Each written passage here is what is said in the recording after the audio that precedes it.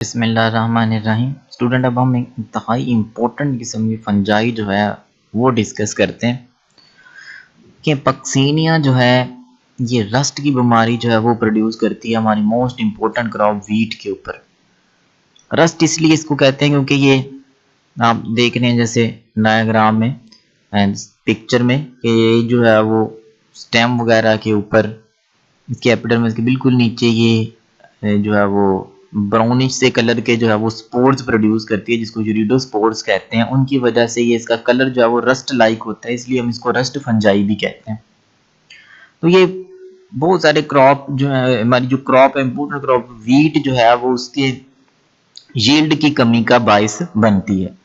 इसके अगर हम हाइफी की बात करें तो इसके हाइफी ब्रांच्ड हैं, सेप्टेट हैं और सेप्टा के अंदर जो है वो एक पोर जो है वो मौजूद होता है। आगे हम इसका इम्पोर्टेंटली जो है इसका लाइफ साइकिल जो है वो डिस्कस करते हैं कि यहाँ पे से पहले तो हम देखने की जो किस बात हम स्टार्ट करेंगे वो स्टार्ट करेंगे यूरिडोस्पोर्स से। यूरिडोस्पोर जो है जब हमने गंदम लगाई है उसको जो है वो इन्फेक्ट किया अगर फंजाई ने, यहाँ से हम इसको स्टार्ट करते हैं। तो मार्च में जाके जब स्प्रिंग अभी चल रहा है तो तब जो है ये फंगस की हाइफी है। ये सारा प्लांट का टिश्यू है, प्लांट के लीफ का या स्टेम का टिश्यू है, इसमें ये जो है वो फंगस के हाइफी है। ये क्या करते हैं अपने ऊपर जो है वो स्पोर प्रोड्यूस करते हैं, इनमें से कुछ हाइफी अपने आप को इरेक्ट करते हैं और अपने ऊपर स्पोर प्रोड्यूस करते हैं। इस वक्त ये डाइकैरियोटिक स्टेज में, इस वक्त ये जो इनकी स्टेज चल रही है ये डाइकैरियोटिक है।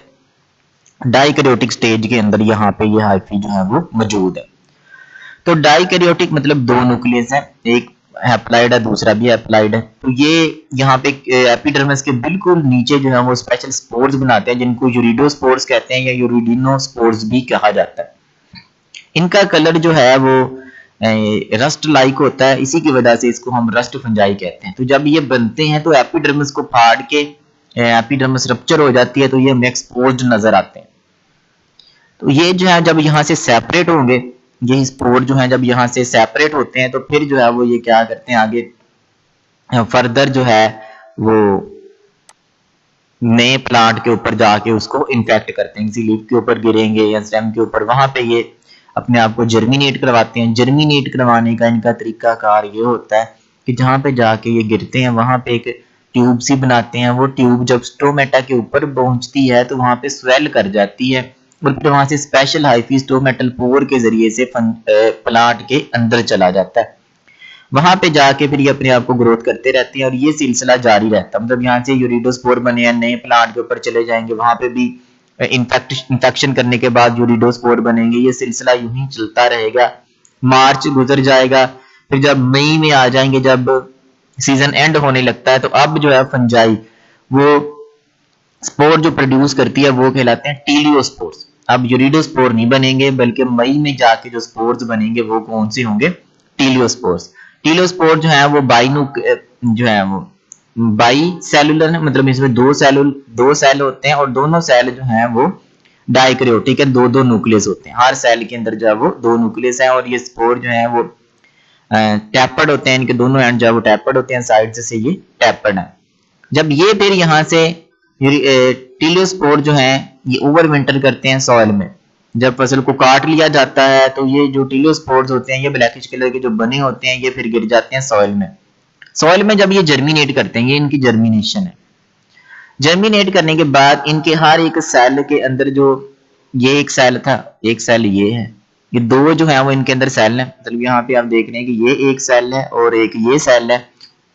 यहाँ पे ये दोनों के न्यूक्लियस जो हैं, दो न्यूक्लियस है ना, इसके दो न्यूक्लियस वो भी आपस में कैरियोगैमी कर लेते हैं, मिल जाते हैं तो डाइकैरियोटिक डिप्लॉइड न्यूक्लियस बनता है। यहाँ पे इसके दोनों न्यूक्लियस भी मिल जाते हैं तो ये भी कैरियोगैमी करने के बाद मिलने के बाद जो है वो डिप्लॉइड न्यूक्लियस बनता है। इससे फिर एक बेसिडियम जो है वो ओरिजिनेट होता है, इससे एक अलग बेसिडियम ओरिजिनेट होता है।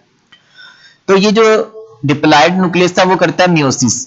मियोसिस करने के बाद वो चार न्यूक्लियाई में तकसीम हो जाता है और चारों न्यूक्लियस के दरमियान में वाल क्रिएट कर जाती है। तो ये जो बेसिडियम होता है ये चार सेल का होता है और हर एक सेल में एक एक न्यूक्लियस आ जाता है और वो जो एक एक न्यूक्लियस बना है वो हैप्लॉइड है। पहले इसमें दो हैप्लॉइड न्यूक्लियस थे, दोनों मिले कैरियोगैमी हो गई, फिर दोनों ने जो है मियोसिस कर ली, 4 न्यूक्लियस बन गए, वो बेसिडियम में आ गए। बेसिडियम में आके उन न्यूक्लियस के दरमियान में वाल्स क्रिएट कर दी गई। वो वाल्स जब क्रिएट कर दी तो इंडिविजुअल जो 4 सेल बने हैं वो चारों के चारों सेल अब हैप्लॉइड हैं, एक एक न्यूक्लियस उनके अंदर मौजूद है। और हर एक सेल के ऊपर फिर प्रोड्यूस होता है स्टेरिगमेटा, और उसके ऊपर जो है वो प्रोड्यूस हो जाते हैं बेसिडियोस्पोर। तो दो बेसिडियोस्पोर पॉजिटिव स्ट्रेन के होंगे, दो बेसिडियोस्पोर जो है वो नेगेटिव स्ट्रेन के होंगे। जैसे यहाँ पे लाइट ब्राउन जो है वो पॉजिटिव स्ट्रेन के दिखाए गए हैं और डार्क ब्राउन जो है वो नेगेटिव स्ट्रेन के दिखाए गए हैं। तो ये बेसिडियोस्पोर जो है वो फिर नए होस्ट को इन्फेक्ट करते हैं, जैसे बर्बरी में जो है वो इसको इन्फेक्शन करते हैं। इसके लीफ वगैरह के ऊपर जब ये गिरते हैं तो वहां पे फिर जर्मिनेट करते हैं, ट्यूब बनाते हैं, जर्मिनेशन ट्यूब, और ये इसके अंदर जो है वो टिश्यू के अंदर घुस जाते हैं। वहां पे जाके जो है वो अपनी सारी ग्रोथ करते हैं। यहाँ पे ये इसकी ग्रोथ जो है वो कंप्लीट दिखाई गई। जब ये इसके ऊपर ग्रोथ करी जाते हैं तो आस्ता आस्ता यहाँ पे ग्रोथ करने के बाद फिर अल्टीमेटली एपिडर्मिस के बिल्कुल नीचे ये स्पेशलाइज्ड किस्म के स्ट्रक्चर जो है वो प्रोड्यूस करते हैं। जैसे यहाँ पे देख रहे हैं रिसेप्टिव हाइफी बनाए हैं। यहाँ पे ये जो हाइफी होते हैं हैप्लॉइड होते हैं, मोनोकैरियोटिक होते हैं, हर एक सेल में एक एक न्यूक्लियस है। ये रिसेप्टिव हाइफी यहाँ पे बन जाता है और यहाँ पे बनते हैं स्पर्माटिड्स। यहाँ पे स्पर्माटिड बनते हैं या इनको पिक्निडियोस्पोर्स कहते हैं, इनको पिक्निडियोस्पोर्स भी कहते हैं, स्पर्मेशिया भी कहते हैं। तो ये यहाँ पे बन के ये स्पोर्स लाइक हैं, ये यूनिसेलुलर हैं, और ये मोनोकैरियोटिक है, और ये हैप्लॉइड है। ये एग्जांपल पॉजिटिव स्ट्रेन के स्पोर हो गए। जरूरी नहीं है कि पॉजिटिव स्ट्रेन ने स्पर्मेशिया ही बनाने हैं, और जरूरी नहीं है कि नेगेटिव स्ट्रेन ने रिसेप्टिव हाइफी भी बनाने हैं। अगर रिसेप्टिव हाइफी जो है वो पॉजिटिव स्ट्रेन के हैं तो फिर नेगेटिव स्ट्रेन के स्पर्मेशिया होंगे। तो यहाँ पे स्पर्मेशिया या पिक्निडियोस्पोर ये ट्रैवल करते हैं, वहां पे जाकर रिसेप्टिव हाइफी के साथ जुड़ जाते हैं। जब ये रिसेप्टिव हाइफी के साथ जुड़ते हैं तो यहाँ पे आपको जो डार्किश ब्राउन कलर के नजर आ रहे हैं वो मोनोकैरियोटिक हैं।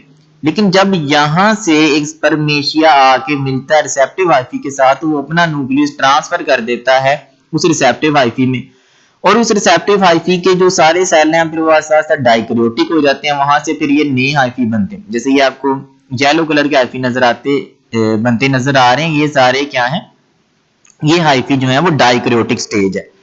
ये डाइकैरियोटिक स्टेज क्या है, इसमें न्यूक्लियस नहीं अभी मिला, अभी प्लाज्मोगैमी हो चुकी है, न्यूक्लियस आपस में करीब आ चुके हैं, हाइफी जो है वो डाइकैरियोटिक बन चुका है, दो न्यूक्लियस हैं एक ही सेल के अंदर, लेकिन स्टिल प्लाज्मोगैमी हुई है, कैरियोगैमी अभी यहाँ पे वकूफ पजीर नहीं हुई।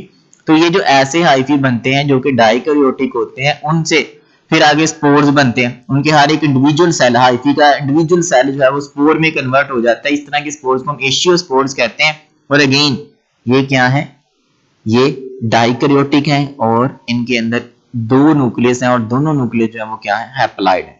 फिर ये फैलते हैं दूसरे अपने वीट सेकंड होस्ट को इन्फेक्ट करते हैं, उसके पत्तों तक पहुंचते हैं, पत्तों तक पहुंचने के बाद वहां पे जर्मिनेट करेंगे, जर्मिनेट करने के बाद टिश्यू पे इन्फेक्शन करेंगे, और मार्च के इग्निशन तक जो है वो फिर ये क्या प्रोड्यूस करते रहेंगे वीट के अंदर, यूरिडोस्पोर वहां पे कंटिन्यूसली साइकिल को चलाएंगे, मतलब एक वीट से दूसरे वीट के प्लांट, फिर उसी तरह सो ऑन आगे। फिर at the end of the season teliospores produce होंगे, वो जो है वो क्या करेंगे, दोनों न्यूक्लियस जो होंगे टीलियोस्पोर्स के, जो डाइकैरियोटिक है वहां पे जाके वो डिप्लॉइड हो जाएगा, फिर मियोसिस करेगा, उसके नतीजे में फिर दो किस्म के बेसिडियोस्पोर बनेंगे, एक पॉजिटिव स्ट्रेन एक नेगेटिव स्ट्रेन।